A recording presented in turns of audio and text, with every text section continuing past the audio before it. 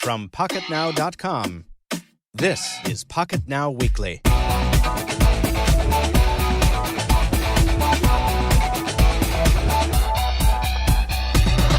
Hello, and welcome to episode 11 of the Pocketnow Weekly, the once-a-week podcast from Pocketnow.com, where we discuss news and opinion, insights, happenings of all kinds from the world of mobile technology, smartphones, tablets, phablets, you name it. I'm your host, Michael Fisher, senior editor at Pocketnow. I'm joined today by our core podcast team, our editor-in-chief, Brandon Miniman. Good morning to you, sir. Good morning. And our managing editor, Anton Dinaja. Good afternoon to you. Welcome back. Thank you very much. It's good to be back. Hey, everyone. It's good to have you back. It's been way too long. It's been like 3 weeks, and that's an absurd amount of time not to have you on the podcast. Well, we'll see how many complaint emails we receive. We will. But you haven't been. Your hands have not been idle. You have some news from Romania. All sorts of news, depending on which one you're referring at. I mean, is it the going back and forth to Berlin news, or is it the other news? Oh, right. The other news is more important and doesn't make me look as incompetent. So tell me. Well, not that anybody cares, but I am happy to announce that as of yesterday, I am a double citizen of Romania and Hungary. Yes. This is important for me because since Romanian people are required a visa to enter the States, Hungarian people are not. So I'm getting closer and closer to laying foot on U.S. territory. For the first time, right? For the first time, indeed. It's really, really awesome. Good. Tony was an excellent host in Berlin for me for IFA, and I am looking forward to returning the favor with showing him many American customs, like dousing all sorts of meats in cheese and being very sedentary. And also, yes, you are required to sit on a couch for an extended period of time while eating the most fattening variety of chips that you can find. Exactly. And you must also go to a Starbucks every morning and spend at least $5 on your morning beverage when you could probably go to, you could probably make it for 30 cents. Right. It will be an interesting experience. Yes, it will.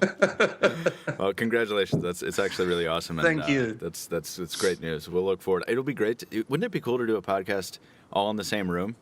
That would be awesome. I think we're going to be able to do that in the near future. Yeah, I hope so.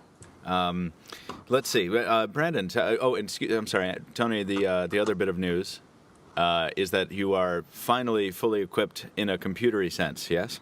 Yes, indeed. And just to keep it very, very short, when Michael Fisher, my dear colleague, was coming to the IFA in Berlin, he was supposed to bring me a computer from a particular maker, a U.S. computer maker.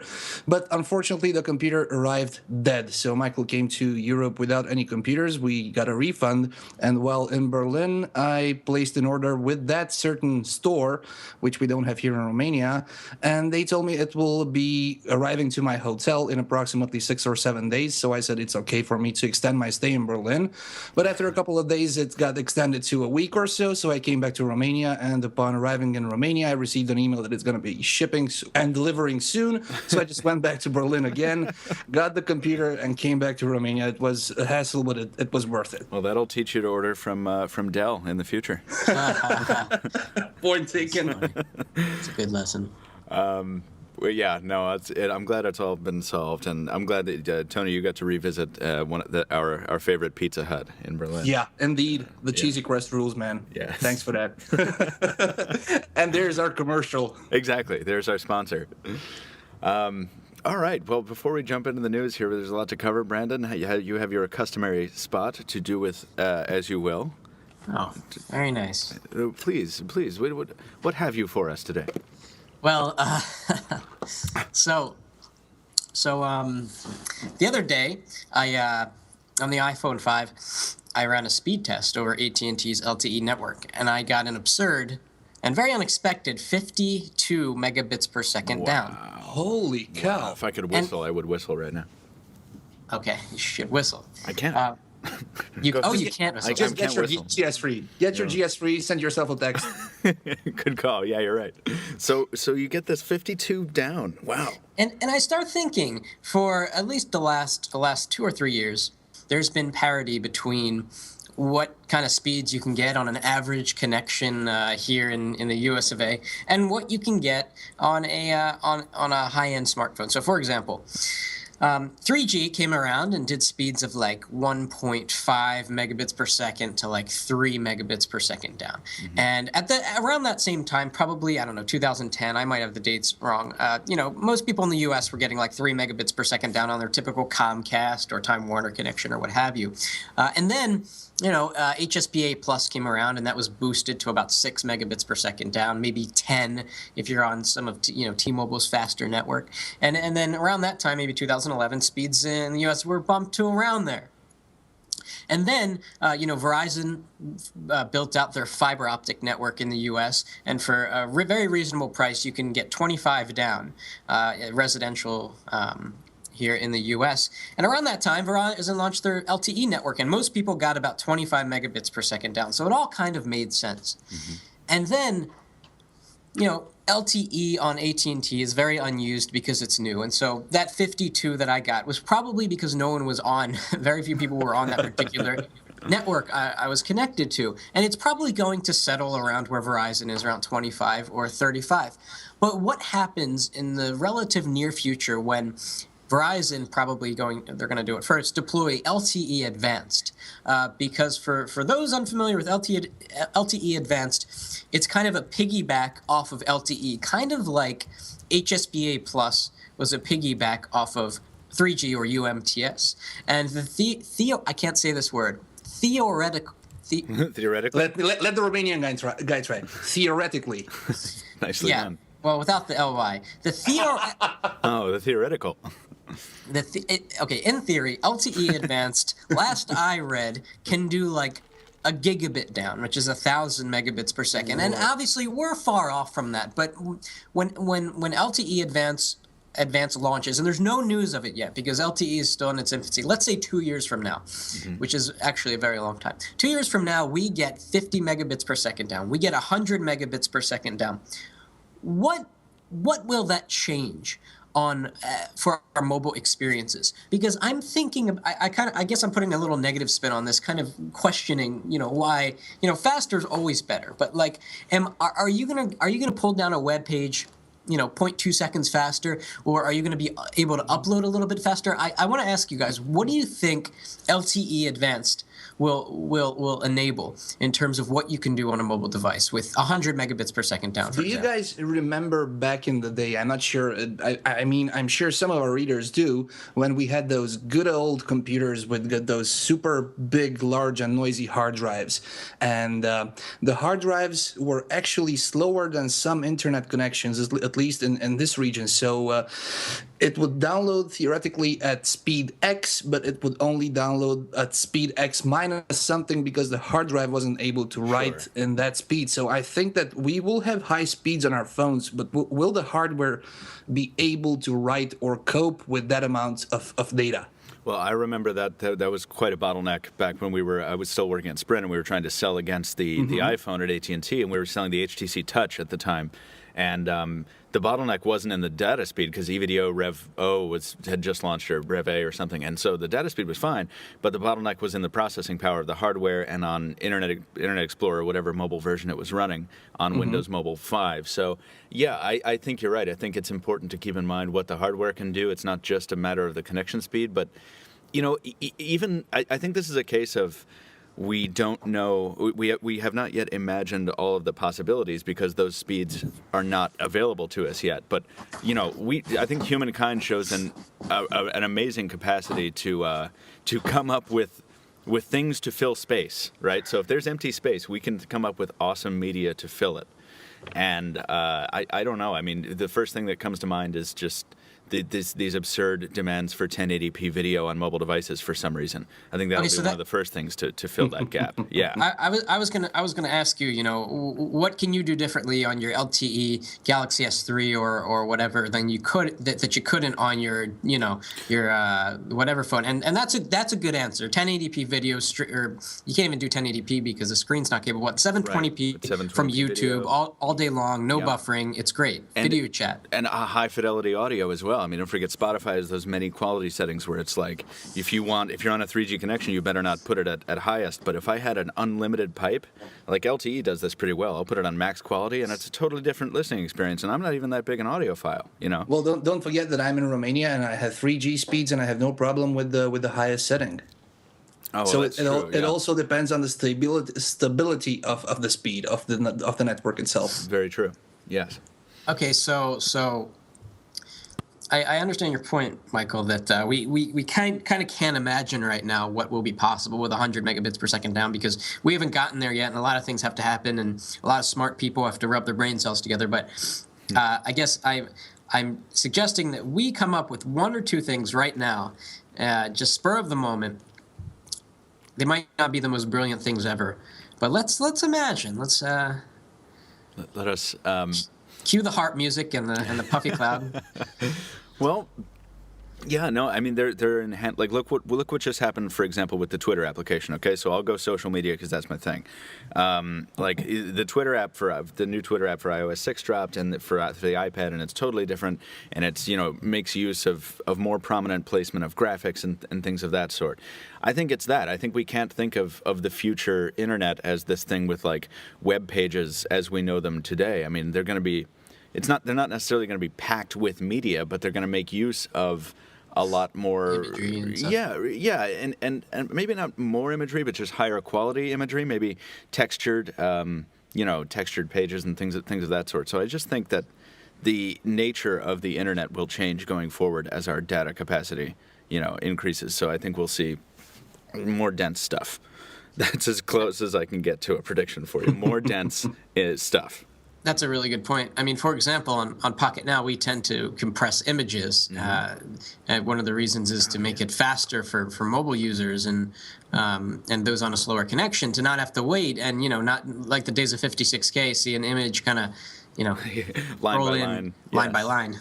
Yeah, actually, that's a good point, because I was just about to send you, Brandon, something, a document with it's no secret. It's like an expense report, and I have images of receipts inside it, and I exported it last night to an HTML file. And you forget sometimes that applications like Evernote will compress the images, so all these images that fit within this note in an HTML file were full size, and I look at these giant, like 8 megapixel images I've taken with a Galaxy S3 or something, and I'm like, wow, there's so much more data on some parts of the internet, or even some parts of your local computer than you think. So that's another example. It's like, yeah, we compress images on our Pocketnow pages. What if we didn't post resized, smaller images that are compressed less? What if they were full size all the time? That would be one instance. I'm sorry, Tony, I didn't mean to run over your answer there.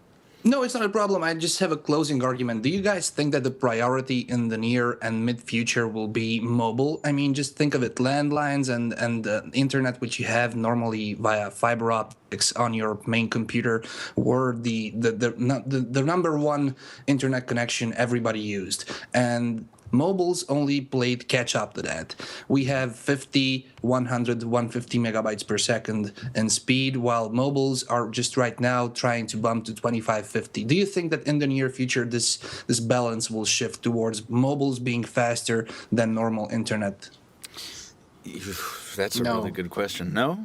No, I don't think so, because, I mean, you look at right now, Verizon just rolled out their Quantum, which is they're bumping people with 35 down to 75 down, and then they have up to 300 down. And I'm not going to use that word again. The theoretical maximum of fiber optics to your house, not through the copper line like some other providers do, I think is well beyond a gigabit per second, because it requires a lot of power, and because just by virtue of the power issues or battery power issues on mobile devices. Battery technology evolves a lot slower than Verizon's ability to flip a few switches and bump the power to the line to your house and your modem. Yeah, well, that's true, too. And then there's the spectrum crunch as well, where it's like you have to fit all these users into the same slice of spectrum. on a cellular network, and those bandwidth considerations are less critical on the on the landline side. But I think, Tony, you make a good point though, that the focus of almost everything else is mobile. I mean, going forward, I just saw a report that like something like 25% of new tablet purchases, maybe in America, are of new computer purchases are tablets. Mm-hmm. So yeah, I think the focus elsewhere is in mobile. I think that it's just going to take, if we ever are able to stave off our appetite or fulfill our appetite for spectrum, that's going to determine what we can do. Plus, imagine if you're using the new iPad to navigate, and you're using your GS3 or your 1X, and it starts burning after 30 minutes. Imagine how phones and tablets would burn, literally, when using high-speed internet. Right. It's a problem now. Some of these devices really heat up when you're on LTE. That's very true. Yeah, I think. Plus the battery implications. Yeah, I think some of the core of that is, I don't know if it's the LTE module or if it's the Qualcomm Snapdragon S4, but I remember using the quad-core version of the Galaxy S3 first, and I was like, oh, this thing doesn't warm up at all. And then I got my hands on the LTE version, and it's like, wow, this really cooks your palm even with moderate load. Mm-hmm. So it's interesting, but good topic corner there. Let's I want to use that bit about processors to segue a little bit into our iOS section, which we're kind of going to do first here, because we had a story today. I think it was today that it was just some kind of really brief official confirmation. It was Tony. It was your piece, right, on the about the processor. Yeah, the processor underclocking and Yeah, it's nothing official yet. I mean, Apple is still silent about technical specifications of the Apple A6 chip, but the Geekbench application, which was initially used to benchmark and test the iPhone 5 against other Android phones, has been updated. And the new update brings hardware support for the iPhone 5 in terms of making it capable of reading the specifications correctly. And the new version of Geekbench now shows that the Apple A6 processor is running at 1.29 gigahertz, so that's 1.3 gigahertz. And despite of the fact that the benchmark maker denied to Engadget that the Apple iPhone 5 does any sort of dynamic underclocking, I think it was 9to5Mac who obtained a screenshot of the same processor clocking below 600 megahertz. And this is something which, of course, other smartphones do on other platforms. Computers also do this, but for iOS users, for the iPhone, this is something good, because once you need that load, that specific power, it will just run at 1.3, and if you're just browsing a page which is fully loaded or listening to some music with your screen off, it will just save power by underclocking the CPU. And I didn't know about that for the longest time. Like, I think it was only about a year or two ago that I learned about variable processor speeds. Like, I didn't know that they changed dynamically. So, but I remember using a homebrew application on my HP Veer for WebOS or something, where you could really dial down the minimum speed of the CPU, or blast it up into the stratosphere if you wanted to. You could manually control it, and it was so interesting to watch the device responsiveness change depending on what you had your CPU cycle set at. And the same thing will happen on the Galaxy S3 with Samsung's new power saving mode. If you go into power saving mode, it'll I think it puts a 300 megahertz ceiling on the processor speed or something. A speed cap. Yeah, so it's like, I mean, it runs like it's 2009 hardware trying to run, ICS. It's amazing. What would be interesting to see and hear, beside an official confirmation of this, would be the amount of times the processor and the system itself is capable of changing this frequency. Because say you are in a 600 megahertz mode doing nothing, and then you power up your, game or an application which needs power, just to know exactly how many times per second can it switch frequencies from high to low. Because the faster it can do that, the better for the application, for the experience, and for the battery. Right. That's I want to kind of use that to leap into the iPhone 5 here, because this is the first time this is the first podcast we've had since we got the iPhone 5. Which I think, Brandon, you did something like, it was close to about 47 videos this weekend, wasn't it? There are comparisons galore at Pocketnow.com between the 1X, the GS3, and of course the full review. Can you, Brandon is one of several people on the team who's got an iPhone 5. I'm not one of them, And I don't think, Tony, you are either. So, Brendan, would you... I am preparing to pre-order one tonight because on the 28th, it will be available in 22 more countries. Of course, Romania is not among them, but I have a neighboring country of which citizen I recently became, and I'm preparing to order one from there. Cool. Well, it's since neither one of us have one in the interim, though, and Brandon's the only one on the team with it. Brandon, I read your review, and it was great to actually get your thoughts on it. But can you just kind of tell us in your own words how your time with the iPhone 5 has been going? Yeah, so it's funny because every time I get the new iPhone in every year, now the 6th year. Well, I guess it was different the first 2 years or 3 years. But I always think the same thing, which is, wow, this is a really awesome device. It does everything that it does very well. It makes calls well, it takes photos well, it browses the web well. And then there's always a but, and the but changes sort of from generation to generation. With the iPhone 4, the but was, I waited a year and I got the same exact device, just a little bit faster. Yeah. The but with the, I guess there were sort of, there are two buts with the iPhone 5. And I'm not talking about... I cannot wait until the Joe Levi live tweet, yeah. Yeah, I'll just leave it there. The two buts are that iOS 6, is it? It's 5. Right? 6 on the new one? Yeah, it's iOS 6.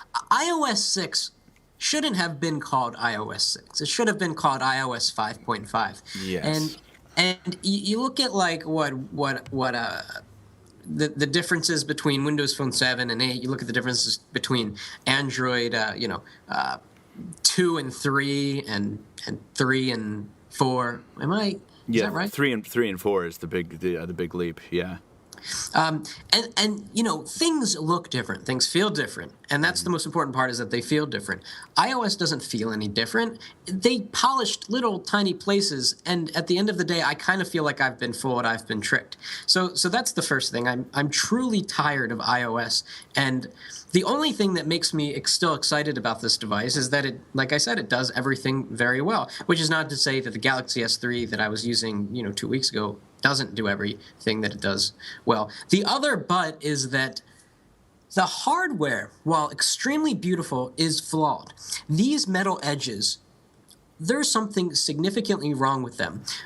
Yeah, they're beveled, right? There's a different... Is that the part that chips that you were talking about in your review?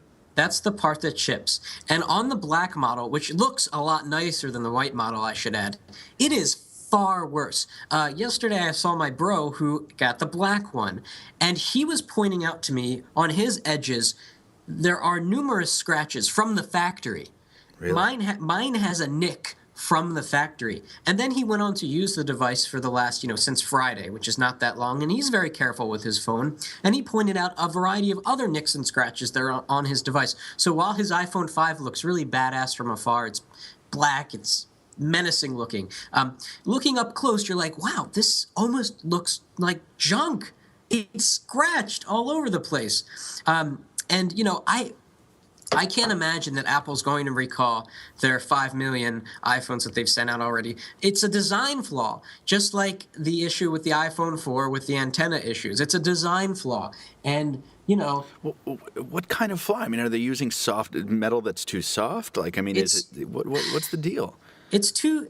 I think that aluminum's softer than other metals, right? It's lighter, but it's softer. True. Right. And they did this, beautiful polished edge. And I guess they're almost taking off the top layer of the metal, whereas on the back it has a layer on it, a sort of a protective layer. But on these sides, it's kind of like raw metal. And so it's kind of upsetting, right? Because you've got this new awesome feeling in your hand device. It's expensive. It feels expensive, and then you look around the edges up closely, and you're like, "Ooh, did I drop this? No." The funny thing is that if you guys remember back in the iPhone 4 days, the problem was with the iPhone 4 in white. I mean, Apple had problems with getting the exact color in the white shape. Now we have problems with the black one.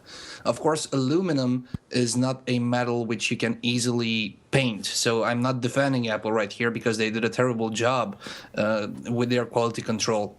But anodizing the aluminum brings a thin layer of color, of of another material on top of the aluminum itself. So when you drop it, when you scratch it, when you do something which bothers that certain layer of color on top of the aluminum, it just exposes the material underneath, which is the aluminum itself. So they really should have thought of this, even at the cost of never having a black iPhone. Just have it like the Macs, have it silver, have it aluminum natural color, because they should have known that this is prone to happen. According to our friends at Wikipedia, anodizing increases the thickness of the natural... Ooh, phone call. Increases the thickness of the natural oxide layer on the surface of metal parts. So it's okay. So I get that, and it's for durability, right? And it's for increased resistance to wear. But yes, but when it scratches off, it's very obvious, right? And just one more thing to get back to what Brandon said about iOS 6 being iOS 5.5, I 90% agree with him, but that 10% in me says no. And let's take a look at this in the following way.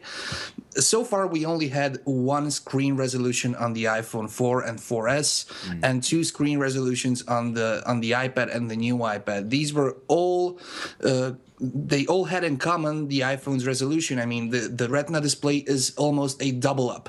Now, the iOS 6 brings a completely new resolution to the table, which means that they probably had to redesign some core aspects of the platform to support now 4 resolutions in total. So probably not because of the features, but because of redrawing the core elements that they thought of making it iOS 6 and not 5 point something. This is what I think. Sure. That could be it. And speaking of taller screen resolution, I find it very ironic that Apple's Apple Store app has not been updated for the taller screen. Oh, really? So what? There's black bars on the top and bottom? There's black bars. How could that possibly be? I don't know. But I think I'm being a little negative on the iPhone right now. But I should say that while iOS 6 does indeed bore me, it's kind of okay because the iPhone 5 is dramatically faster, in my opinion, than the iPhone 4S. Like, I cannot get it to slow down and to bog down. In the review video I did, I was double tapping the home button and switching between apps, and not just static apps, but camera, something that has to open, a video that has to show up on the screen and be stored in memory, and you cannot slow this thing down. It is blazing fast. Well, that is entirely supported by a story that PC World ran where they said the iPhone 5 is the fastest phone they've ever benchmarked. Is that correct? Yeah, to a certain extent, yes. But I have to say this, I also think I corrected it in my post. Their headline says the iPhone 5 is the fastest phone in the land. And this is a very important aspect because the land, obviously the USA, doesn't have the quad-core Exynos processor on the Galaxy S3 and doesn't have the quad-core Tegra 3 on the HTC One X. They will probably have the quad-core Exynos on the Note 2. So they have compared the iPhone 5 with the dual-core versions of other Android phones, and yeah, probably faster. Right. But once you compare it with the GS3, the global version, or even the HTC One X, the difference is either smaller or the iPhone 5 is just the second or the third one. Yeah, that's what I'm thinking. The Galaxy S3 quad core has got to be, I'm going to guess, is going to be faster, and especially the Note 2 with the quad core. But do you think they perform as well, though? And do you think they can reproduce? In your experience, in the head-to-head, can the Galaxy S3 keep up with the new iPhone 5 in that sense of UI responsiveness? That's a good question. I kind of always look at the Galaxy S3 as with CyanogenMod 10 living on it. Mm-hmm. And I can say that CyanogenMod 10 on a Galaxy S3 with screen animations turned off, it absolutely feels faster than the iPhone 5. My purpose in saying that the iPhone 5 feels ridiculously fast is I'm just comparing it with the 4S. But the fastest feeling phone I've ever experienced is the quad-core Galaxy S3 with CyanogenMod 10. That thing is just like everything's instantaneous. I'll think about an app and it'll open it before I even get to it. It's just amazing. This is very, very true, but we need to keep it stock. So when we do comparisons between phones, we always tend to keep it as stock as possible. So the out-of-the-box experience, because not every Android user is a super power user. So what I'm saying here is that the Galaxy S3, the quad-core version, is even out of the box with Ice Cream Sandwich faster than the iPhone 5. I've Geekbenched mine, and the highest score I got was close to 1800, which compared to the 1500 and something on the iPhone 5 is faster. And that's without Jelly Bean. So keeping it though, like from the viewpoint of the average user, right? Who hears Geekbench and thinks and like visualizes some nerd's desk. Right, who doesn't know what the hell a Geekbench is, or doesn't give a damn about any of that. I feel like still, and maybe this is me, and I'm wrong because I don't have the iPhone 5 yet, but I still feel like, from what I've seen video-wise, the UI responsiveness and the way it feels would be very surprising for me to hear anyone say that the Galaxy S3 is able to keep up with the iPhone 5 from a UI perspective. And I'm not saying the Galaxy S3 is slow. I think it's definitely the fastest Android phone I've ever handled, even the dual-core version. All I'm saying is the iPhone 5, I think, is still faster. Am I wrong? It depends on how the operating system has been built, and sure. And iOS was always built with the user experience in mind. I mean, I think it was a report that iOS always renders graphics and whatever you have on your screen with higher priority than others. That was debunked. Yeah, there was a whole big thing. But again, there's Project Butter, which brings that to Android, because previous versions of Android didn't prioritize certain processes, but now Project Butter not only prioritizes it, but it anticipates it. Right. Yeah, and it's, in reviewing the iPhone 4S and below, it was kind of a little bit easier to recommend an iPhone device if you wanted a smooth, refined experience. But Jelly Bean, I always come on here and say this, Jelly Bean fixed Android. Mm-hmm. And it's no longer about the smoothness anymore. And maybe 5% of Android devices have Jelly Bean at this moment in time. But the gap is definitely closing, at least in that respect, which is a very important component. It's how you interact with it. It's how you experience the operating system. This is also true, yes, but then again, you have to know that you are comparing a quad-core experience with a dual-core experience. Now, how about if you compare Jelly Bean on a dual-core 1.3 gigahertz processor with the iPhone 5? Have to do that. Yeah. We'll have to do that and see exactly at the same specs which is faster, iOS 6 or Jelly Bean, because Jelly Bean, of course, brings support for multiple cores, and quad-core processors are almost always faster if applications are done right than dual-core processors. If applications are done right. Can I use this as a little springboard here, because I kind of want to do something. I want to move on a little bit, but. On Newsroom, which is a series you should watch if you're at all into the news. Sometimes if big newsworthy stuff drops, they'll say, throw out the rundown. And that's what I want to say, because we were going to talk about Windows Phone next, but I kind of want to... We started talking about Jelly Bean, and I kind of want to jump into Android, but before I do, I want to ask Brandon if you've got anything else, or Tony, on the iPhone 5, because I really want to ask about Jelly Bean as it relates to what we're talking about. Aside from the fact that I can't wait to have it and to see firsthand what that Mapplegate is about, which I haven't seen it yet, for on my iPad. We do have to touch on that. Yeah, Apple really did a lousy job on that. Now I'm sure they will fix it in a couple of months, in 6 months, something like that. They will bring it. I'm not saying it will be better than Google Maps, but they will fix it.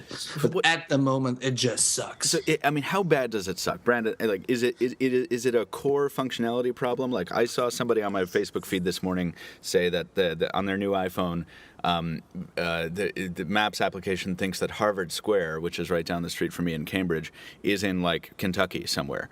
Like, I mean, is it that bad? Like, is it gonna like get you, drive you off a cliff or what?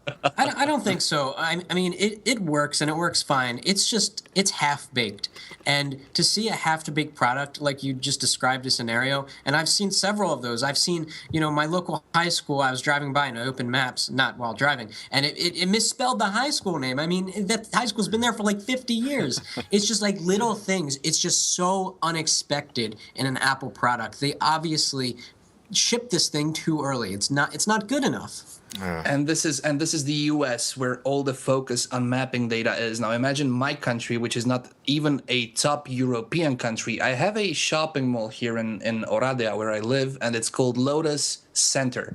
And when I look that up on Google Maps, of course it finds it, but when I look it up on iOS 6, it finds some, I don't know what kind of a Lotus fleece market or something like that in the States. I mean, come on, I don't think I have 2 or 3 POIs in my city on iOS 6. Right. It's very clear that Google is going to release a Maps app for iOS 6, and it's going to I make. don't think they will. You don't think they will? I don't think they will. Scrambling to do it. I think they'll just let Apple burn. No, because this is a huge opportunity for Google. Google wants everyone in the world to use their products and they services. need eyeballs on that stuff. Yeah. And Apple can't reject that app because it Yes, will be they can. tremendous. They can technically, but they're not going to because everyone's going to be extremely upset about that, and it's going to be really bad press for Apple, who will look like Big Brother.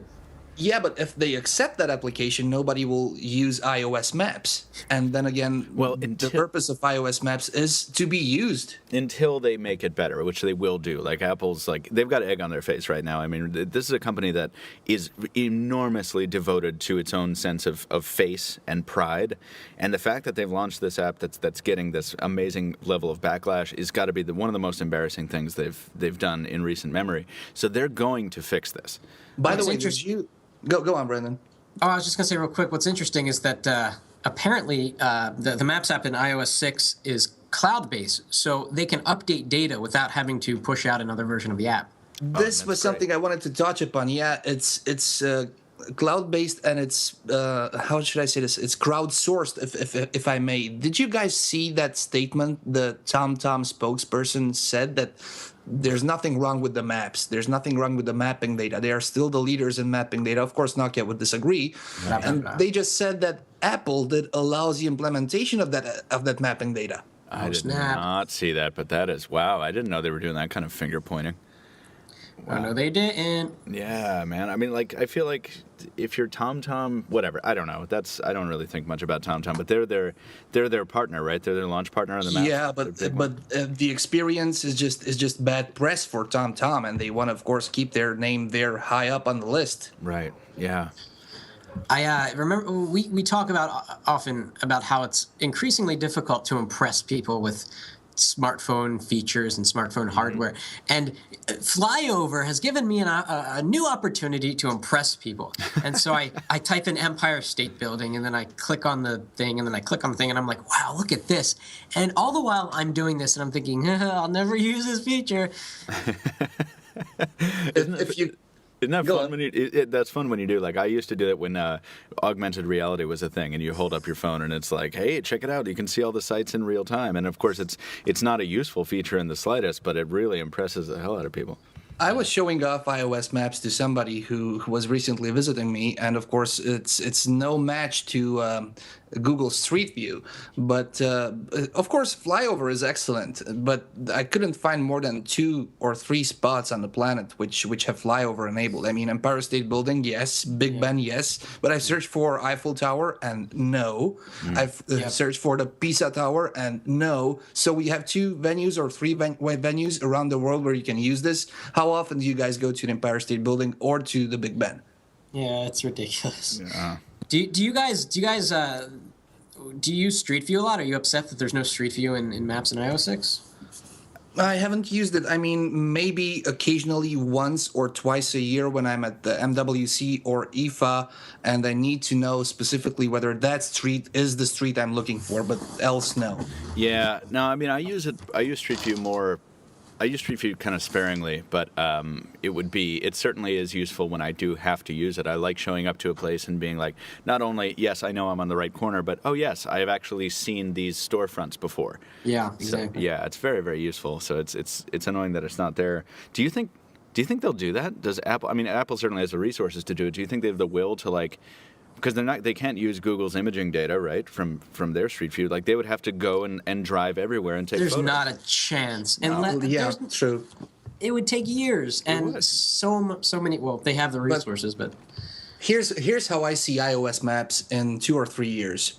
I see them being as accurate as Google Maps, and obviously Apple will probably try to strive towards having flyover enabled across the globe. So flyover being available everywhere would be a great response to Google Street View. Yeah, it would. No, you're absolutely right. That would be helpful. I mean, because it kind of does about sort of the same thing, maybe even a little bit better if the data is good enough. Right. And it's on their servers, so it will only come down to your data speeds and how much data you're consuming. Yeah. That's a good thought. I like that thought. I want to say one more thing about the iPhone before we move on. Please do. So in the review, I said I kind of like the Lightning Thunder. No, it's Lightning. Oh, with the connector? Yeah, I like it. It's satisfying to plug in. It's reversible, and I think people discount how important reversible is. But micro USB, you got to get it in right. That's what. Anyway, oh, well. That's not good. Anyway. Okay, Joe Levi, let's see what you can make out of this. So anyway, when I was preparing the review, I took an HD video on my phone. I had some from the previous days, and I was like, all right, now I got to get this video onto my computer. So I'm like, oh, I'll plug in the cable, and I'm at my office, and I look around and I have the 30 pin, and I'm like, oh. No, I don't have to go home, do I? And so I start thinking about every possible way. I say, okay, I can do iTunes Wi-Fi sync. No, you have to plug it in and turn in Wi-Fi sync. And then so I contact Jaime. I'm like, Jaime, I know there's a way to get this video off this phone. He's like, upload it to YouTube. I upload it to, dude. Yeah, right. Doesn't Google Drive, right? I uploaded to I was wishing I had Android at that moment. I uploaded it to YouTube. It compressed it to 720. Well, I can't release a video sample that's 720 and compressed. And so Jaime said, I found an application that sets your phone up as a Wi-Fi server, and it allows you to transfer something or other. So I had to buy this app to enable it to tap into my photo stream, but it would, not photo stream, my camera roll, but it would only work with photos, not video.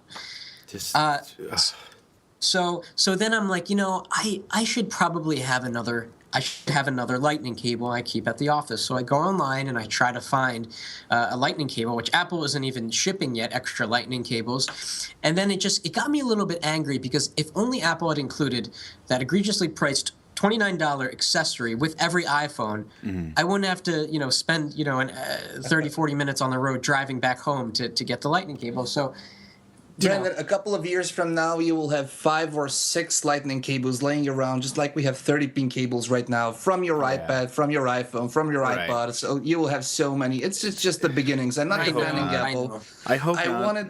I wanted something which was magnetic, like the MagSafe. Yes. But no, that would have been cool. That would have been really cool. Yeah. But just from you just throw the whole cable connector style out. Like, this is like a 5 or 6 year old complaint, but I don't care. I'll say it again. I am the fact that Apple doesn't give you access to the file system on iOS devices is the geekiest thing I'll ever say. Because usually I'm the champion of the everyman. I'm like, you don't need a file system, throw it out. But I'm in that situation all the time with my iPad, which I use for some photography. LOL, I'm an idiot. But I look like a moron taking a photo. What do you mean by file access system? Because I can't, like, if I want to transfer a photo from an iPad to my Mac or to a desktop machine, like, I have to connect. First of all, I have to connect it with the wire if I don't want to email the photo and deal with the compression and all that kind of stuff. And I have to use iPhoto. I have to use an application, right, to import the images directly. All I want, if I'm trying to deal with a raw file that I don't want software to get its hands on and to fiddle with and whatever, I just want to drag and drop, and I can't do that. And I can't do that. I see what you mean. You know what I mean? Like, yeah, but you can always either upload it to your Dropbox, then a photo stream uploads it.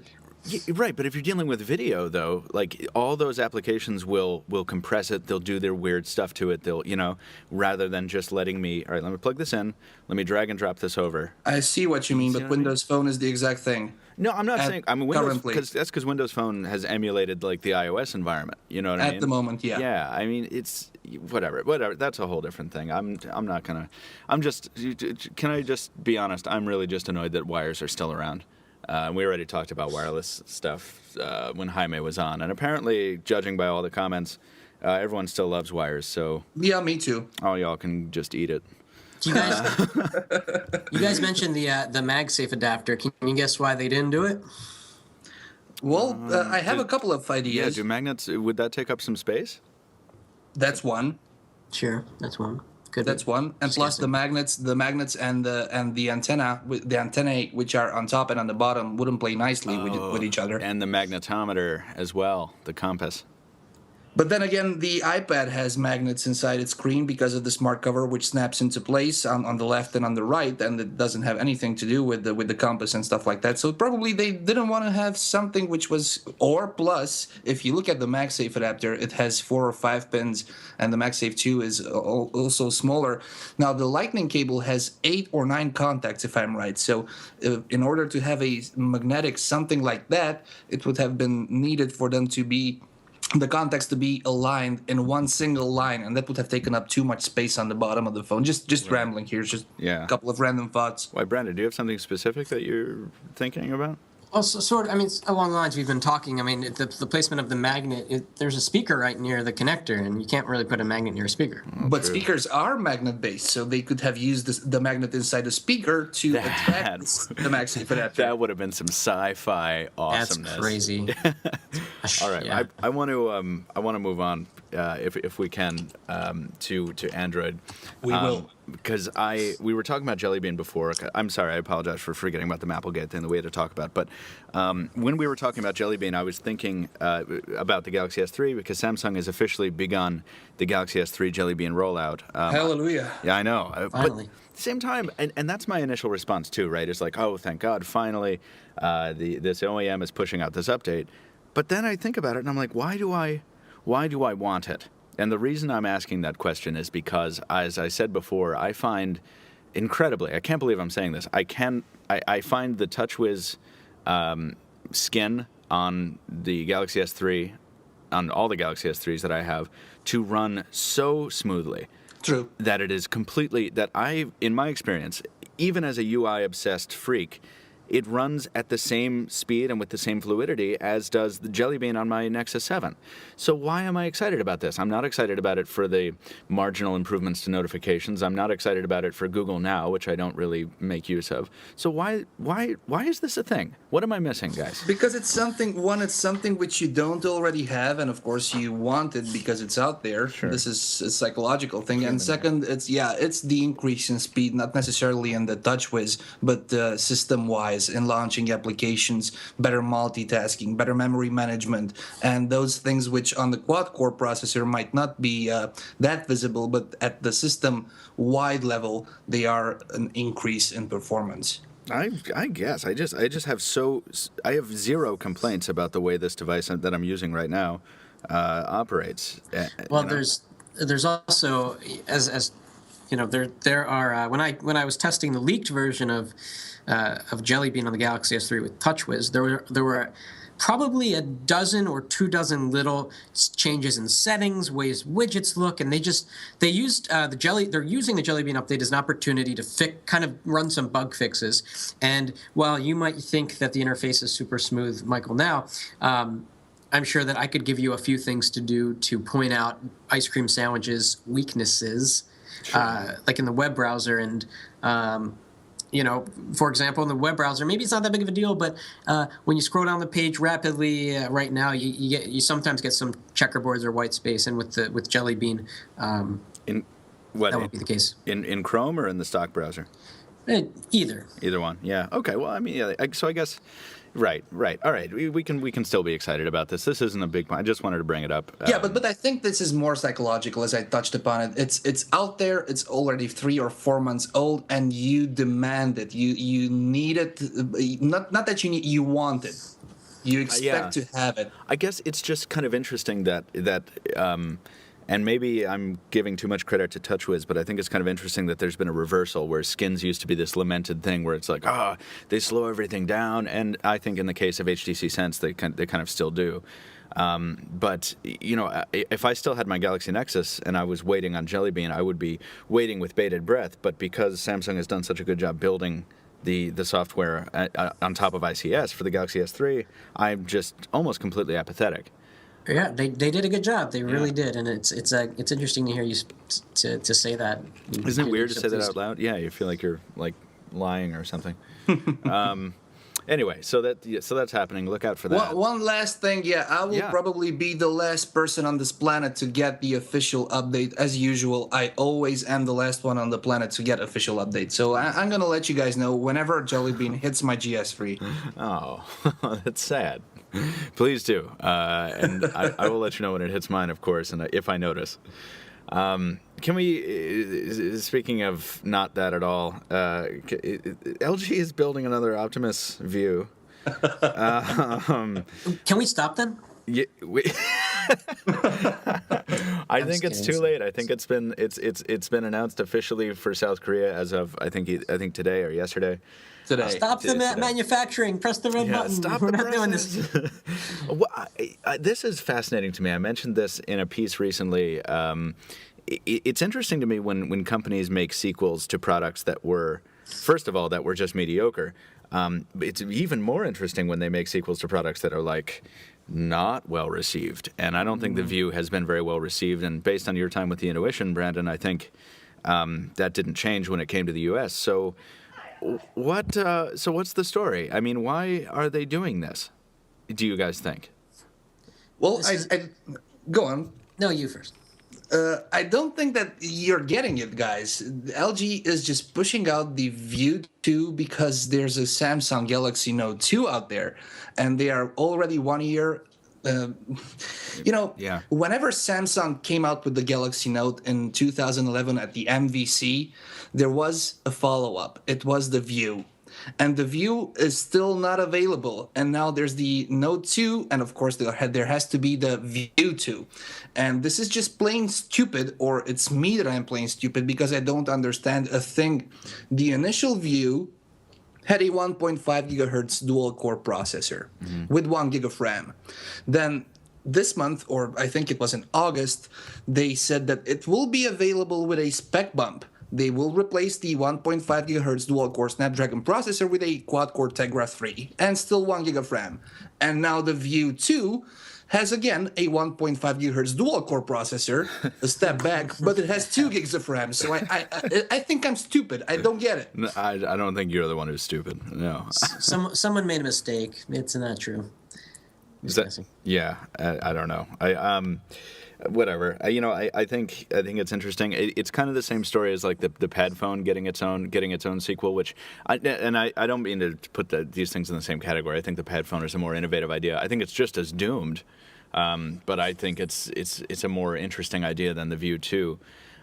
This is not the way to do it. This is not where LG is going to find success in kind of releasing an uninspired sequel to an uninspired original design.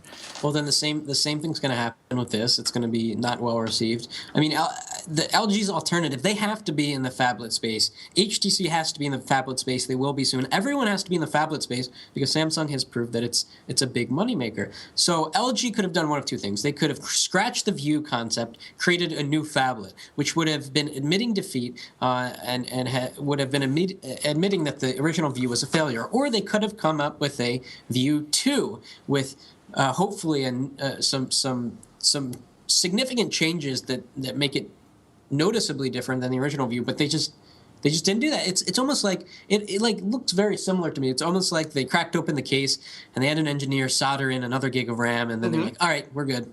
Right. Yeah, but imagine a possible View 2 with a super fast Snapdragon S4 Pro processor, which is on the Optimus G, with a super high resolution, not 1024 by 768 or whatever the resolution is, but a 720p display, and that would have been a worthy competitor. It may be on paper, but I think if you've managed to squeeze in a V8 diesel engine into the Optimus View body, I don't think anybody would still buy it.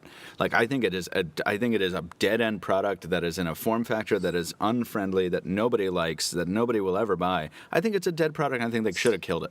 That's the key. It's a form factor that no one's going to buy. And Tony, you said why don't they put a 720p screen in there? That would be the smart thing to do. Nobody wants a 4:3 aspect ratio phone. It is terrible for so many reasons.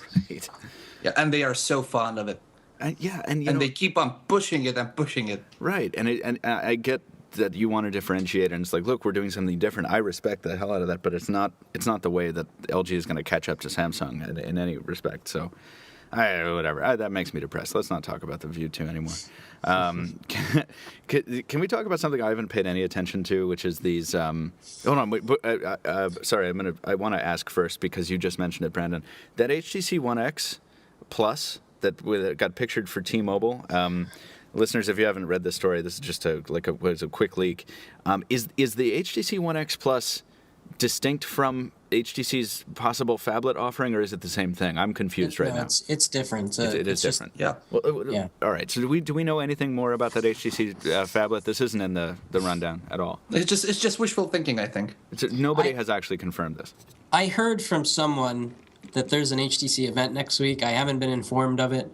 So it may or may not be true. It would make sense because right around now, if HTC is going to be releasing a fall Android product or two, this is the time to do it. So we might hear about the HTC DIX and the DIX, and then the One X Plus next week. Yeah, but let's not forget there's also something else in the rumor mill. It's the Flyer tablet refresh, which we've been hearing about. So it should be. I don't think there will be a phablet, and I think that if HTC wanted to enter the phablet game, they would have done it by now.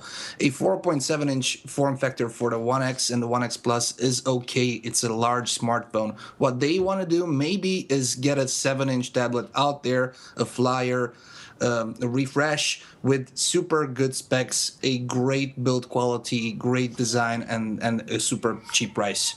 It would be interesting to see the Flyer succeed in its second incarnation. I guess we'll have to wait and see what they announce. May I make a prediction? Oh yeah, please. It's pretty clear by now that Samsung is not going to be releasing a premium tablet this year, which is really crazy if you think about it. 12 months, and the best tablet we have from Samsung is the Note 10.1, which has received very mixed reviews, to say the least. Yeah. Here's what I think has happened.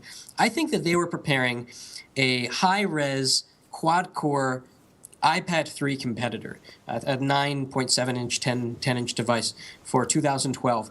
And then they got owned. Yeah, then they got owned, but then they said, why don't we just release this 10.1 Note? We'll put a lot of marketing prowess behind it because it's truly different than the iPad, and we'll continue to work on the new Samsung high-end tablet and make it and try to preempt what's going to happen with the iPad 4. Because the iPad 4, it's kind of funny. It's not that far off from now. It's going to be announced in March and in April, which is Mm-hmm. It's 6 months away. So I think that Samsung is skipping this generation of iPad to compete with, because they don't have anything that competes with that if you think about it, with a high-res display and, I just wish I saw that dinosaur, that super tablet Samsung was rumored to somewhere announce after MVC or somewhere around February or March. Do you guys remember that 11.6-inch quad-core full HD? Yeah. I wanted to see that badly, but maybe Brandon, you were right, and let's not forget the iPad mini rumors. So if Apple is to out an iPad mini, then I think Samsung will out a super competitive 7-inch tablet, not a la Samsung 7-inch, which they have right now, the Galaxy Tab, but something better. Can I be honest? Go ahead, Brandon. Oh, go ahead. Well, I think that I'm kind of sitting here being like, why am I having to make an effort to pay attention? And that's because it's a boring product already in my mind because of the OS it runs. I love Android on a smartphone, and I love it in raw form on the Nexus 7. But I certainly don't love it in a tablet size, and it's certainly not running TouchWiz as it's currently implemented on, say, the Galaxy Note 10.1. It's weird, isn't it? Yeah, and I'm much more interested in Samsung's offerings, like in the Windows 8 space on a tablet, or other OEMs in the Windows 8 space on a tablet. So it's like, I think until people are able to get excited about Android on tablets outside of the Nexus 7 arena, this is all kind of moot. It doesn't matter what Samsung does. True. We'll Matias Duarte, let's see your A game. Yes. Oh, totally. And hopefully Samsung, with its kind of new preferred partner status, can get some inside information on the future direction of Android, so they can craft TouchWiz to complement it and not to usurp its advantages. You know. Do you think that despite all the crazy rumors of Samsung ditching Android, which I think are just dumb, will Samsung become to Android what Nokia is for Microsoft for Windows Phone? I think that all depends on Or what Google is that does with Motorola? Yeah, exactly. Motorola. I mean, I think that's what Google's going to try But and do with Motorola. even 'Cause they though want more it's- control, right? You know. Yeah, but outside of the US, Motorola doesn't count. And I'm sorry, Motorola guys, but here in Europe, Motorola phones are, I haven't seen one in the wild. So they just don't sell. And from what I see in the US, Motorola is just another Android another Android phone. If they want to, I don't know, have something better, faster, nicer with Motorola, they should both invest much more time and R&D and resources, because Motorola definitely has what it takes, and with Google support and money, they have everything they need. But instead, we just see the Razr HD or the Razr I. Right. I mean, come on. But you know, I think the Razr M actually even does serve as a positive, sign of where Motorola is going, because I really the evolution in software and even hardware to an extent between the Atrix HD, which was very clearly started when Motorola was still its own company, and the Razr M, which probably is kind of a hybrid between the two, is not quite night and day, but it's really amazing. The Razr M is a really awesome phone. The Atrix HD is really not, in my opinion. So, I think they're going the right direction. I think Google's going to do some really impressive stuff with Motorola. So we'll have to wait and see. Good. Can we? There's some other Android stuff, but actually, I would like to jump into Windows Phone since we talked about it. Would you guys be okay with that? We're running a little short on time as usual. Sure, just looking if we're missing something, but nothing out of the ordinary. I don't want to talk about the Nokia HD. Hey guys, Barnes & Noble released some new tablets. Go buy them if you want them. Yeah, I don't know. Is anybody? If you guys are excited about it, please stop me, because I'm not. I don't care about the Nook.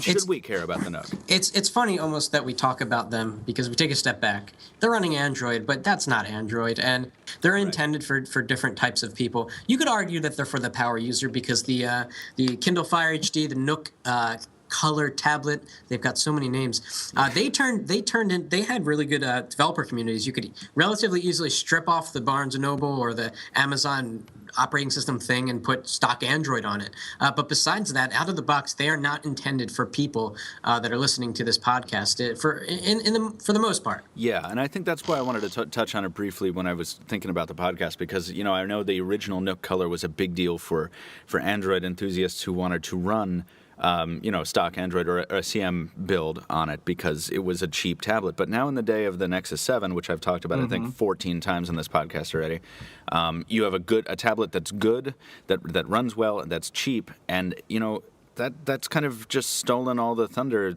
out from under these guys. Plus, let's not forget Google Play Books. We now have books. Oh, on right, Android. the content store. Yes, exactly. So, right. No more reason. And even if you don't like Google Play Books, I've been on the Amazon Kindle ecosystem since the original Kindle, and I download the app, and it's like, boom, I've got one of these things that they're selling, but it's on my Nexus 7. Exactly. It's on the hardware I prefer. All right, so let's move on then. I want to talk Windows Phone real quick. This was the most surprising headline to me from the past week, and I think I'm alone. I think I was the only one surprised by this. Rumor has it, correct me if this has been debunked, that that Nokia is pondering suing HTC over its new Windows Phone 8 designs. I haven't heard any follow-ups or debunks, neither confirmations. Yeah. So we'll just treat it as a rumor, but I don't think it will ever happen. Yeah, I mean, I don't know. Like, it's interesting to hear this, because of course we talked about this already. This is the first thing that leapt to my mind when HTC announced their new Windows phones. I was like, oh wow, those look a lot like Lumia's. And of course, I think 90% of that is the fact that they're brightly colored, and maybe that's not enough to substantiate a lawsuit, and maybe that's what Nokia is sitting there thinking about right now. Like, could we actually win if we went through with this? But I mean, yeah, this gets into a larger discussion of what constitutes infringement, and it's like all phones to a degree are rectangles. So, how much does making brightly colored casings infringe on what the fins are doing? This discussion would make sense if Windows Phone had a 60% market share and Microsoft wouldn't care if Nokia is killing HTC or vice versa. But with a still sub 2-digit market, I don't think Microsoft will ever allow something like this. I mean, you guys play nice. Right. Let's just grow together and take it from there. But just looking at the two phones, I don't know about the technologies and the patents involved, but it surely doesn't come down to design because they're different. Yeah. I don't know. I think that I agree. I don't think anything's going to come of this. But it was interesting that, we all sat there for the first couple of days after the HTC announcement saying, wow, man, that's they really took a page out of Nokia's book. But again, this says something about Nokia and HTC. As I'm going to touch on this, and everybody hates me. They were just throwing trucks of spit in my direction when I said that everybody's picking on Apple because, of course, you're picking on the big one, the one you're afraid of. Sure. The Galaxy S3 is picking on the iPhone 5. The Lumia 920, even though not officially, but is picking on the iPhone 5. And now Nokia picking on HTC means something good for HTC. I mean, Nokia is afraid of HTC, the way I see it. Yeah, no, I think you're right. And I think it's because finally HTC has kind of awoken from its slumber and they were like, yeah, we're not going to do another kind of dull looking Windows phone. Finally. We're going to drop some science. And, it took me a second I actually sat in bed one night after the HTC announcement on my tablet, in between bouts of dropping it on my face because I was too tired. And I'm like comparing the HTC Windows phones with the Nokia Lumia series, and I'm kind of having this thing inside me where I'm like, what am I gonna do? I'm having a crisis of which one am I gonna buy? And then ultimately it came down to something that Nokia was not at all afraid to point out in an infographic, where they're like, good things come to those who wait, as Adam Lean points out in a piece, where like they're pointing out their wireless charging, they're pointing out their kind of superior design, they're pointing out... But again, they're comparing it to the iPhone 5. Well, they're comparing it to the iPhone. Yeah, they are.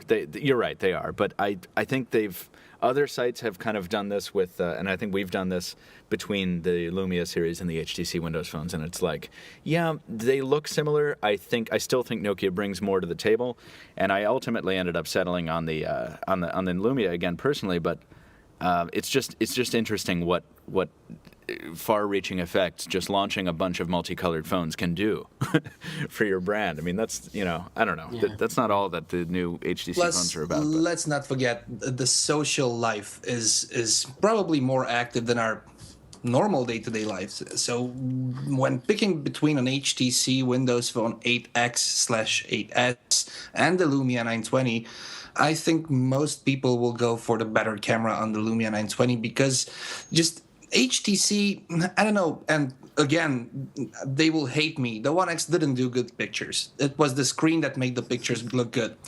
But comparing the Lumia 920 with the HTC Windows Phone 8X, we don't have officially we don't have review units yet, but I have a hunch the Lumia 920 will own camera-wise the HTC phones. Right. Yeah, I think you're entirely right. And whatever. I'm not going to talk about how I want the 920 in cyan, and so let's just move on because I'm really, really sad. Still, it's coming. It will be here. Better be here. I hate warm colors in phones. I don't know why. The Lumia 610 was sort of the old, really low-end Windows phone. Now it looks like there's a 510 in the works, and we got details on that. This was a story from last week, but we didn't touch on it. This looks to be like this an even lower end. That looks like a Huawei phone to me. It does. It's got really rounded corners. It's actually not too bad looking from the back, but it's got the same 800 megahertz processor and 256 megs of RAM as in the 610. So it's not going to run apps like Skype well. It's not going to do. I mean, I just can't believe. Is anybody else surprised that they're going even lower end here? I thought the 610 was where they would bottom out. I mean, what's Nokia trying to capture with this that they couldn't get with the 610? Emerging markets. Sure, China. but I mean, that's where they're pushing the 610, isn't it? Yeah, but it will probably be either one carrier specific or another carrier specific, or it will be prepaid, or it will be a free phone. Right. I mean, obviously they will stick to Windows Phone 7.5 Tango or wishful thinking 7.8, right. But that's as far as it gets. Yeah. It's interesting to think about what that does to the Windows Phone brand overall. with this, I don't know how much penetration these lower end devices are going to get, but I wouldn't want, if I'm Microsoft, I don't want I do want to capture that market. Don't get me wrong, but I don't want to capture it with devices that can't run all the apps that Windows Phone can run or run them well. That's true, but also we have that in Android. I mean, look at the Samsung Galaxy Geo, look at the LG Optimus One, and look at all the low-end Android phones. They are running the operating system. Yeah, they are they're cheap. They are running applications. Not all of them, but most of them, right? So it's for teenagers or for people who don't have money to invest in a higher-end hardware. Yeah. And I always get kind of frustrated when I hear that Microsoft is releasing a specific version of Windows Phone just for the lower end market. But you have to remember that these guys salivate when they think of the 1 billion people that live in China who want to who want to be like the rest of the world and have these high end smartphones, but don't want to pay $200 or whatever it is for it, and they do a little bit of multiplication times 1,000,000 whatever billion is. Sure. And so these low end is huge opportunity for electronic companies, and not necessarily for hardware, but for the ecosystem itself, because those people will buy applications from the store. Yeah, sure. and those people will grow up and get jobs, and they'll buy the higher end one and download lots of apps. And yeah, but and it doesn't always work though. Like you have to really follow through with that, because remember what Danger tried to do before Microsoft bought them. Danger made the Sidekick. And the Sidekick was, or I guess the Hip Top is what it was called before T-Mobile rebranded it. And they established a real cult following with these kind of teenage users and this kind of alternative lifestyle skateboarder kind of thing. And then once the Sidekick brand became old enough, it was 6 or 7 years, about maybe 6 or 7 years old. And those kids who bought the Sidekick had kind of grown up. So Danger was iPhones. But Danger was well, we're going to capture that. So we're going to release the Sidekick HD or whatever they called it. And it was actually a really cool device. That was an Android phone, right? And it was Android based, right? But nobody bought it. They all, like you said, they all went to go get Android phones, or they all went to go get iPhones. So you can't always rely on that. And I feel like this is the thing that struggling maybe smartphone manufacturers or platform makers say. They're always like, listen, there's still 40-something% of the world's users are not on smartphones, and this is what Palm said, this is what BlackBerry is making a big deal about saying, and this is what they're going to fight with Microsoft, who's also saying this, we want to go in there and capture that. I completely agree, and I think it's a good tactic, but nobody's done it successfully, and those people, what's going to stop all those people who are just sitting there saying, well, I want to go get an iPhone instead. I want to go get the new Galaxy. It'll be kind of difficult to buy an iPhone in China if you are living and working and earning in China. But of course. Once you have a 3, 4, 5, I'm being optimistic, market share, you do everything in your power to boost that number, even if it means that you have to get 12 $14, $15 hardware out there. One user is one user plus, and China, as Brandon mentioned, is the number one mobile market. So Nokia is trying to boost their market share. Microsoft is trying to do that. And why not? Let the Asha phones are great phones for emerging markets, but between the Nokia Asha and the Nokia Lumia 500 or 610, probably people will buy the Lumia because Microsoft is a brand which is active on the market, and Symbian is just Symbian. Hey, may I be spontaneous? Oh, yeah. Okay. Only if you ask permission first. Oh, I just did. Yeah, what's up?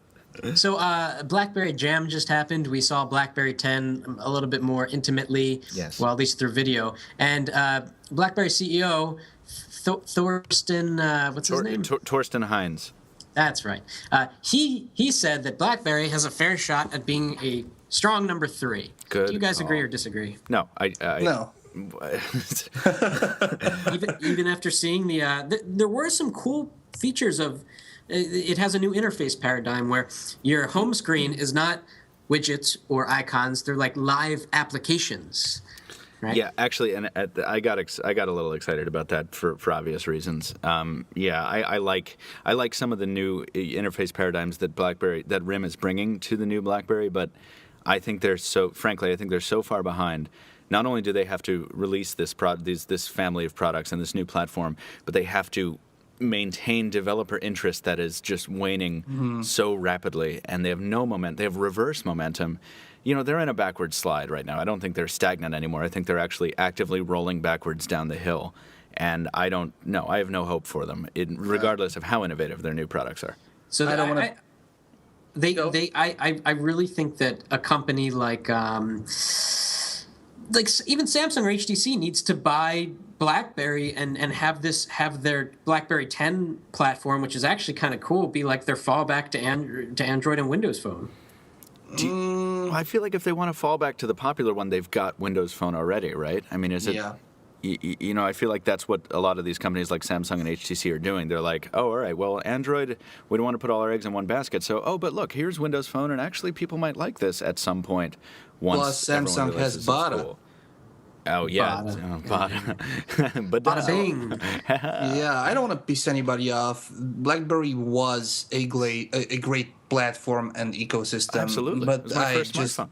I just don't care about RIM anymore. And I'm sorry, guys, that it just really lost momentum. Everybody's talking Android, iOS, and Windows Phone. And if Microsoft didn't manage to pull it off almost 2 years after launching Windows Phone with Windows Phone, how could RIM do it? Exactly. And actually, I think the most interesting question for me regarding RIM is not any longer who's going to buy them, but why would anybody buy them?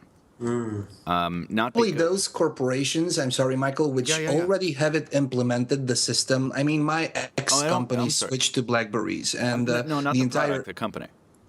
Like, why would the anybody company buy itself. RIM? No clue. Yeah. Probably because of this backend, maybe. Sure, and I think it's just patents at this point because I mean nobody cares about. I don't think anybody really cares about BES, the BlackBerry Enterprise Server System, and I mean we're all moving away from that. The whole model has shifted underneath them, so I just don't understand who would snap them up. Yeah. Plus, BBM already has lots of alternatives. Yeah. Most notably iMessage, of course. But anyway, I also, you make a good point, Tony. It's not that I don't want to piss anybody off. We all piss people off daily. But it's that I think BlackBerry deserves a lot of credit for coming up with a more innovative platform than they had. It's just much too late. And that's true. That's sad. And let's not forget it's a two-way street. I mean, depending on the success or the lack of success for Microsoft and its partners, this could be either the winning or the losing card of RIM. Mm-hmm. Yeah. Because currently their market share is around the same, maybe a little bit plus towards Microsoft and Windows Phone, but they're not too far away, just like, say, from Microsoft to iOS or to Android. They're below 5% both. Yeah, actually, didn't they just announce that they grew a little bit? The U.S. overtaken by Windows Phone and 2012 BlackBerry market share. I'm sorry, I read a headline like 2 days ago where that said that BlackBerry actually managed to grow their market share because of developing markets. But the distance between them is not that huge. Right. I mean, it's nothing RIM couldn't pull off, or it's nothing Microsoft cannot distance itself from. Yeah. Yeah. I don't know. Let's that was a good. Thank you for bringing that up, Brendan, because we did need to touch on that. I would love to use one of these new devices. I hope that we get the chance to when the review units come out. Mm-hmm. Me too. Yeah. So before we jump into reader mail, I just want to. We posted. Stephen Shank posted a story yesterday entitled "Would you buy a phone without a charger?" HTC and one other manufacturer think you will. O2 is the carrier, right? Yeah, O2 and HTC think you will. So apparently HTC is talking about the possibility of not bundling wall chargers anymore with their smartphones. Gotta save 30 cents. I mean, now, to be clear, I misread this. They are still talking about including a USB cable, so there's at least that. But what the? No, I wouldn't buy a smartphone without a charger. Like, would you buy a car without? What is this like? Would you buy a car without a driver's seat? No, That's ridiculous. I mean, it is ridiculous, and I can't imagine. Like you say, it's got to be like 30 cents. Their cost savings can't be that much. They make like 100,000 of them at a time. Their cost per unit is well under $1 for that little cube thing. Right. Like, no, don't do this. Can I role play by myself for a minute? What? That's your own business. I just want to play devil's advocate, and then I want to contradict myself. Oh, great! That sounds like a fun thing to listen to. Michael Fisher, how many chargers do you have in your home? Like wall chargers, like wall works like this. I have probably for phones, for tablets. I have probably 12 or 13. Brandon Miniman? I have an infinite number of wall chargers. Okay, so probably this was their main idea. You already have lots of chargers. Why not use one of them and charge your new phone with one of your existing chargers? Which is something I've learned Brandon does. He mixes up chargers and phones, and he plugs his phones or tablets inside the nearest charger. And now I'm going to contradict myself. This is not cool. This is not even, how should I say this? Every battery needs to be charged with a certain amount of current. And if you take the opportunity to read the labels on your chargers, I have 4 in front of me. One charges with 0.2 amperes, one charges with 0.4 amperes, one charges with 1 ampere, and one charges with 0.8 amperes. It's not about the speed of charging. It's about the amount of current which charges that particular battery. Yeah. And that battery cannot be charged with any amount of current because batteries vary from 1300 milliamp hours to 2550.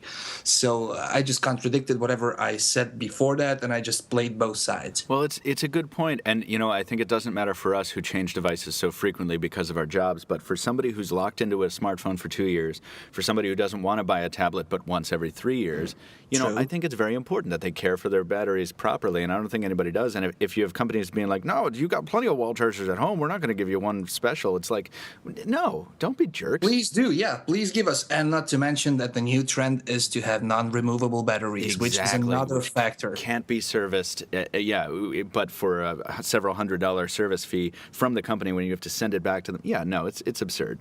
I think we're all in agreement. This is dumb. Yeah. We have, normally at this point, since we're a little over time, I would skip reader mail, but we actually have 2 really interesting pieces that bring up some interesting questions. So if you guys don't mind, I would like to read just an excerpt from a piece of mail from Chris Weber from Gettysburg, Pennsylvania, here in the States. Love this. The whole email brings up some interesting points, but his kind of primary question is he's moving from an iPhone 4 to a Lumia 920. He's kind of changing his ecosystem, is eager to see how it plays out. But he takes issue with our discussion on, I think it was last podcast, where we talked about colors. And we talked about this kind of thing where it's like, yeah, you can't, if you're a corporate user, if you're like a businessman who goes to board meetings and things, and you pull out your multicolored smartphone, whether that's a Windows Phone 8 from HTC or a Nokia Lumia, it's like banana yellow or it's bright blue. What's the matter with work phones that are bright and colorful? This jump into color will quickly become so commonplace, he says, as to become unremarkable. So I think Microsoft is doing all the right things. So that's a question that I love to answer, and because I don't know how to answer it, because I, of course, don't exist in the corporate world in any of my occupations. So I, of course, will carry a phone of any sort of color I want without worrying about how people perceive me. But what is the deal? I mean, what is is this something uniquely American, or is this something, Tony, that you see as well? Well, I've been working in the corporate for about 6 or 7 years before Pocketnow, so I can say this. The impact in a boardroom meeting to a red, pink, yellow, whatever else color phone you can think of is the same as imagine this. Everybody at the board meeting has black suits. And then somebody comes in with a white or blue or another colored suit, or even a pink one. Why not? With his red Ferrari. Sure. Do you care about how he's dressed? I mean, not over or underdressing, but the style. Or do you care about that information he's transmitting, the ideas he's giving forward? And if it takes out his tennis ball HTC, then I just don't care, because I will probably have my huge humpbacked Lumia or PureView 808 with me. So I think it's probably people care too much about what other people think about them, and I don't want to piss anybody off, but I think it comes down to your level of intelligence. You cannot judge a book by its cover. I see it a little bit differently.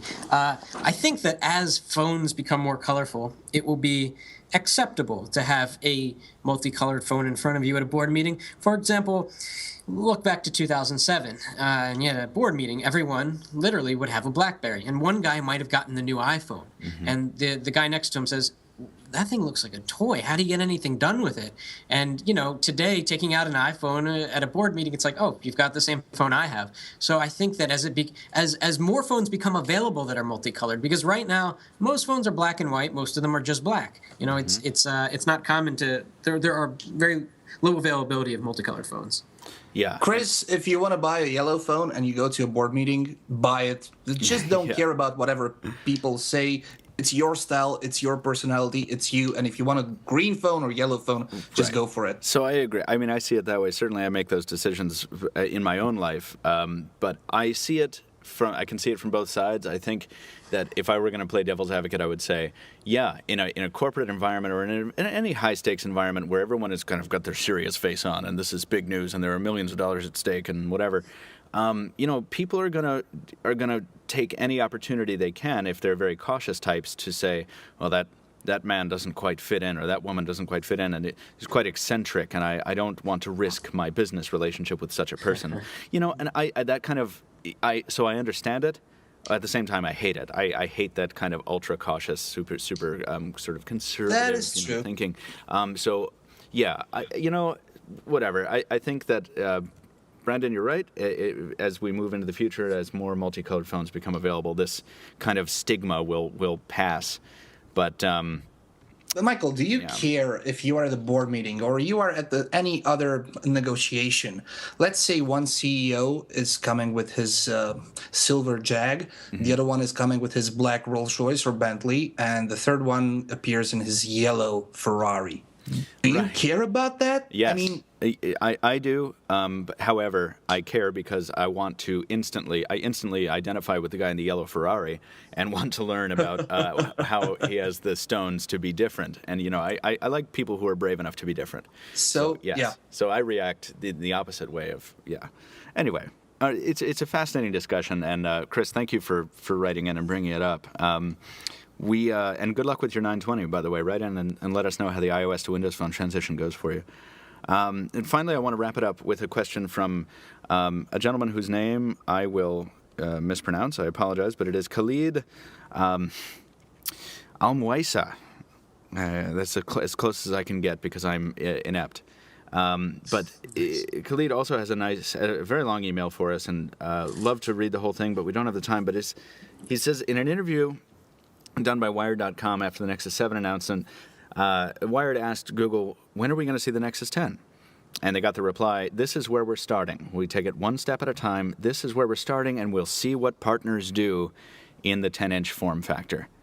So Khalid asks, do you consider that as a confirmation of the long-awaited Nexus 10 by the end of the year? no. And why, Tony?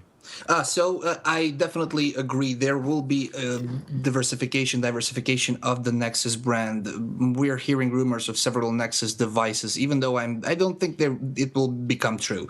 I think there will still be one preferred Nexus partner. But as far as the tablets are concerned, yes, Google wants to move into the 10-inch form factor too, because that's the main tablet market. And do you think they'll do it before the end of the year? No, I think that they will do it with the next iteration of Android, but I do think that by the end of the year, we might see the next Nexus phone. Yeah, I agree. Yeah, I don't think that we'll see the Nexus 10 before the end of the year. I do think we will see this kind of increased watering down of the Nexus brand over different manufacturers. I don't like it, but I think we will see Motorola and Asus and Samsung, continue to make their own versions of Nexus devices. And I think it's going to get to the point where it's a little bit like Samsung's Galaxy brand, where it's quite watered down, and that's a shame. But I think definitely a Nexus 10 is in the cards, but no, I would not say by the end of the year, certainly. So, I would like to see Asus's response to the Nexus 7. I mean, Asus makes the Nexus 7. I want to see a self-branded Asus tablet in the same form factor, maybe with the camera at its back, maybe with a better display, and see how well that would play along.